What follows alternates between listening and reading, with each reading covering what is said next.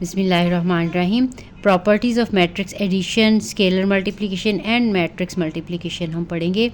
इसमें जो capital A B C use किया गया है वो मैट्रिसेस के लिए यूज़ किया गया है, जहाँ पे ये स्मॉल अल्फ़ाबेट्स हैं जैसे सी है, डी है, ये सारे स्केलर्स हैं यानी रियल नंबर्स हैं। तो ये सारी प्रॉपर्टीज़ जो मैट्रिसेस में होल्ड करती हैं वो बताई गई हैं।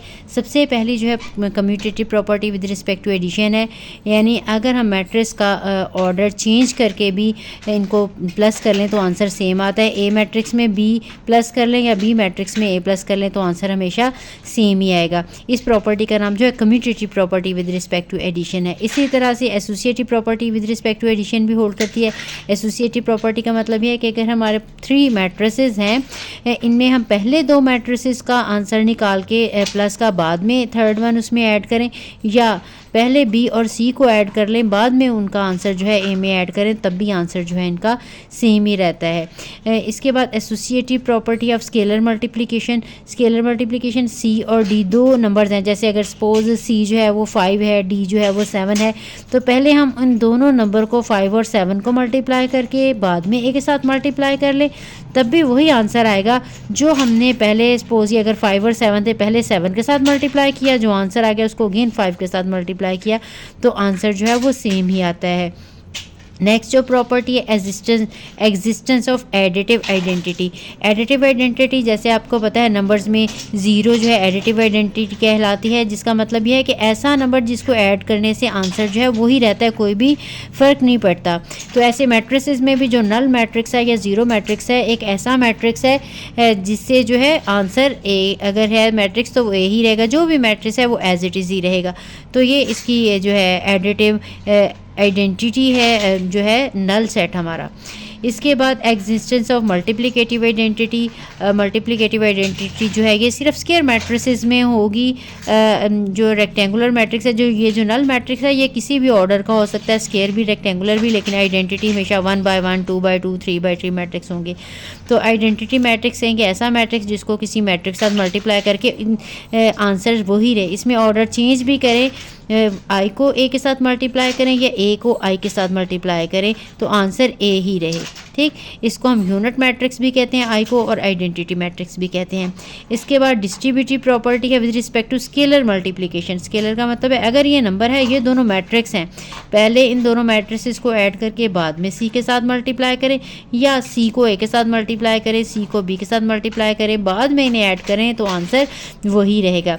यहाँ पे मैट्रिक्स एक है, ये हमारे पास स्केलर 2 हैं कि सी और डी दोनों नंबर्स को ऐड करके बाद में मैट्रिक्स साथ मल्टीप्लाई करें, या अलग अलग नंबर को मल्टीप्लाई करें बाद में हम इन्हें ऐड करें, तो फिर भी आंसर जो है वो सेम ही रहेगा। इसी तरह से एसोसिएटिव प्रॉपर्टी है विद रिस्पेक्ट टू मल्टीप्लिकेशन।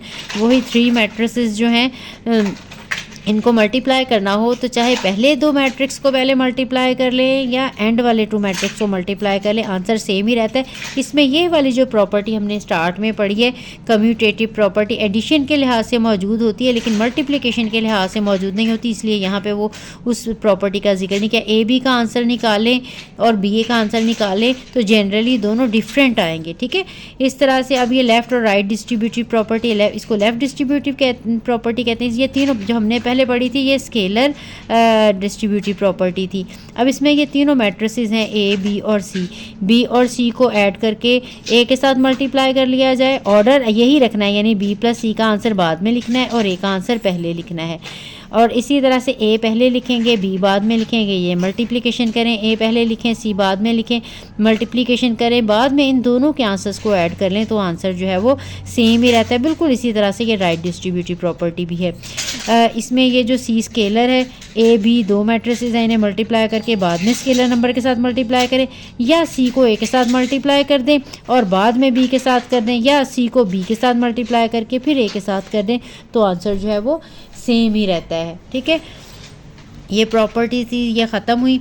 इसके साथ अब ये 2 एग्जांपल्स हैं, एक एग्जांपल नंबर 2 है, एक एग्जांपल नंबर 3, ये भी हम कर लेते हैं। ये सिंपल मल्टीप्लिकेशन की है और इसको मैं बता देती हूँ, फिर इसके बाद एक्सरसाइज के क्वेश्चन जो हैं वो डिटेल से जो है वो मैं आपको करवाऊँगी।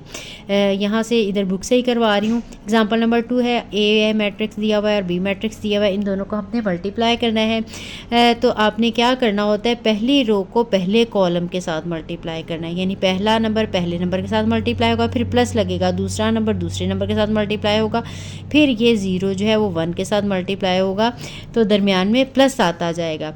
इसी तरह से जब हमने पहला मल्टीप्लाई कर लिया, इसके बाद हमने पहली रो को दूसरे कॉलम के साथ मल्टीप्लाई करना है। जब दूसरे कॉलम के साथ मल्टीप्लाई करना है तो फिर यहाँ नहीं लिखना, फिर आपने अगले कॉलम में लिखना स्टार्ट करना है, ठीक है। फिर इसी तरह से पहली रो को तीसरे कॉलम के साथ मल्टीप्लाई करके तीसरे कॉलम में लिखना है। जब ये पहली रो को तीनों कॉलम के साथ मल्टीप्लाई कर लिया, फिर आपने सेकेंड रो लेनी, सेकेंड रो को पहले कॉलम के साथ मल्टीप्लाई करेंगे तो यहाँ पे लिखेंगे, फिर पहली रो को दूसरे कॉलम के साथ मल्टीप्लाई करेंगे तो दूसरे कॉलम में लिखेंगे, पहली रो को तीसरे कॉलम के साथ मल्टीप्लाई करेंगे तो यहाँ पे लिखेंगे। इस तरह से तीसरी रो को भी सबके साथ मल्टीप्लाई करेंगे। मल्टीप्लाई करने के बाद प्लस या माइनस हो रहे हैं उनको आपने प्लस या माइनस कर लेना है। इस क्वेश्चन में आंसर ए स्क्वायर बी का निकालना था, ए स्क्वायर निकाला है, ए को ए के साथ मल्टीप्लाई करके, इसके बाद हमने बी के साथ मल्टीप्लाई करना है, तो भी यही काम करना है। आपने ये रो इस कॉलम के साथ मल्टीप्लाई करनी।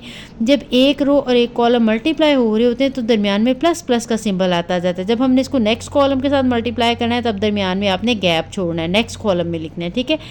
इसी तरह से इस रो को आपने थर्ड कॉलम के साथ मल्टीप्लाई करना है तो थर्ड कॉलम में लिख लेना है। इसी तरह से सेकंड रो को सबके साथ मल्टीप्लाई करना है और थर्ड रो को सबके साथ मल्टीप्लाई करना है, तो ये हमारे पास आंसर आ गया।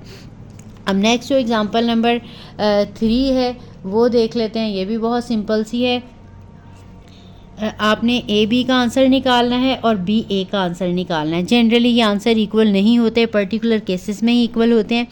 तो हम ए बी का आंसर निकालेंगे। ए को बारी बारी सारे कॉलम्स के साथ मल्टीप्लाई करना है, ठीक है। फिर सेकंड रो को थर्ड रो को मल्टीप्लाई करना है। देखें ए बी का आंसर ये आ गया।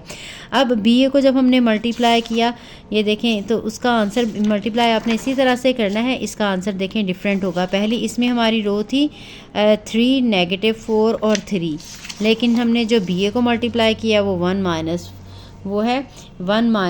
और -1, ठीक है। इसी तरह से जब सेकंड रो भी देखेंगे तो सेकंड रो 11, 7 और 2 है इसमें, और ये जो अब हम कर रहे हैं उसमें देखें 4, 12 और 2 हैं। तो ये कॉलम जो है ए बी मैट्रिक्स जो है वो बी ए के इक्वल नहीं होता। आमतौर पे पर्टिकुलर केसेस में ये हो सकता है। आई होप आपको ये समझ आ गई होगी। बाकी हमने डिटेल से इंशाल्लाह ये एक्सरसाइज करनी है, वहाँ पे मैं क्वेश्चन सारे सॉल्व करके आपको अच्छे से एक्सप्लेन करूँगी। तो मिलते हैं नेक्स्ट वीडियो में। अल्लाह हाफ़िज़।